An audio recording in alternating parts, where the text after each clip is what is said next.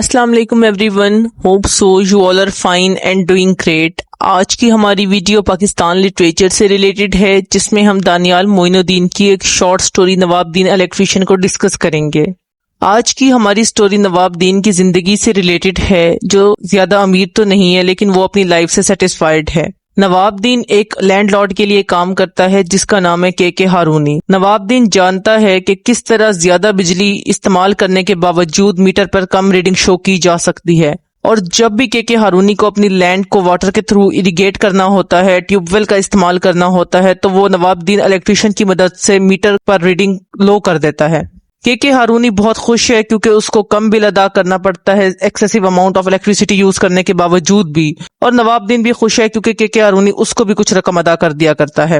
نواب دین کی فیملی کی بات کریں تو نواب دین میرڈ ہے اور اس کے 13 بچے ہیں، اس کی 12 بیٹیاں اور ایک بیٹا ہے۔ اب اتنے بڑے خاندان کا خیال رکھنے کے لیے نواب دین کو رقم کی ضرورت پڑتی ہے، جس کے لیے وہ یہ غلط کام کو بھی صحیح سمجھتا ہے۔ ایک دن نواب دین ڈیمانڈ کرتا ہے ایک بائک کی کے ہارونی سے۔ اس وقت بائک جو ہے وہ اسٹیٹس سمبل کنسیڈر کی جاتی تھی اپر کلاس کا، صرف رچ کے پاس ہی بائک ہوا کرتی تھی اس زمانے میں۔ اب نواب دین جو ہے وہ کے ہارونی کی چوری میں مدد کر رہا ہوتا ہے، تو ایسے میں کے ہارونی بھی تیار ہو جاتا ہے اس کو بائک دینے کے لیے۔ نواب دین الیکٹریشین کی فرمائش پر کے ہارونی اس کو ایک ہونڈا 70 ماڈل کی بائک تحفے میں دیتا ہے۔ اب نواب دین الیکٹریشین کے لیے بہت آسان ہو جاتا ہے کہ وہ اپنی ڈیوٹی پرفارم کرنے کے لیے اس کی زمینوں پر آتا ہے اور واپس اپنے گھر بھی چلا جاتا ہے۔ بے شک وہ ایک پور لائف سٹائل گزار رہا ہوتا ہے، لیکن اس کے باوجود بھی اپنی لائف سے خوش ہوتا ہے کہ چلو میرے پاس بائک تو ہے۔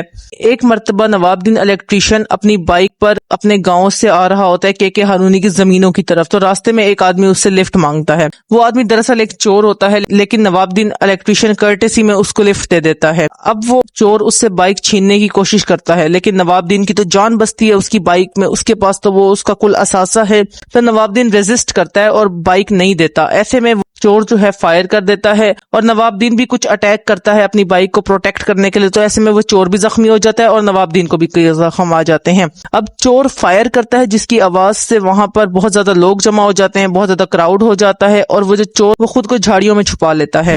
دونوں زخمی ہوتے ہیں، نواب دین الیکٹریشین اور تھیف، تو ایسے میں ان دونوں کو ہاسپٹل ایڈمٹ کر دیا جاتا ہے۔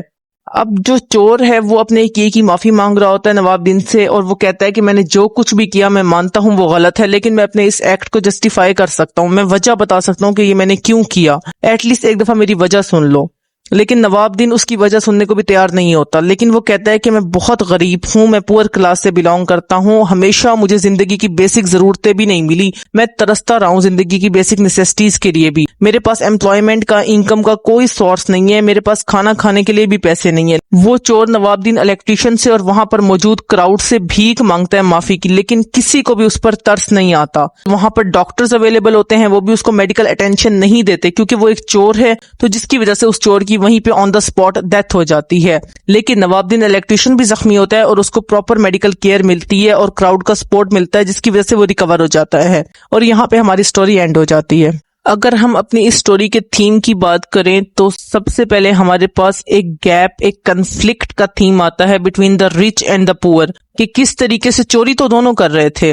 نواب دین الیکٹریشین بھی چوری کر رہا تھا بجلی کی، اور اس چور نے بھی چوری کی بائک کی، لیکن سارا کراؤڈ سپورٹ کر رہا تھا نواب دین الیکٹریشین کو۔ نواب دین الیکٹریشین کو پراپر میڈیکل اٹینشن مل رہی تھی، لیکن اس چور کی تو کسی نے بات بھی نہیں سنی، اس کو اس کے ایکٹ کو جسٹیفائی کرنے کا موقع بھی نہیں دیا گیا۔ تو ایسے میں کس طریقے سے پارشلٹی شو کی جاتی ہے ٹوورڈ دا سوشل سٹیٹس، تو یہ ہمارا میجر تھیم ہے اس سٹوری کا۔ اس کے علاوہ کرپشن کا تھیم آتا ہے کہ کس طرح بجلی چوری کر رہا تھا کے ہارونی۔ وہ ایک لینڈ لارڈ تھا، وہ پے کر سکتا تھا الیکٹریسٹی کی وہ اماؤنٹ جتنی وہ کنزیوم کر رہا تھا، لیکن اس کے باوجود اس نے کرپشن کرنے کو چوز کیا۔ اس کے بعد ہمارے پاس ان ایمپلائمنٹ کا، پاورٹی کا تھیم آتا ہے کہ کس طریقے سے وہ چور چوری کرنے پر مجبور ہو گیا تھا۔ اگر اس کے پاس کوئی ایمپلائمنٹ کا سورس ہوتا، کوئی انکم کا سورس ہوتا، اگر وہ اس پاورٹی سے دور ہوتا تو شاید وہ ایسا نہ کرتا۔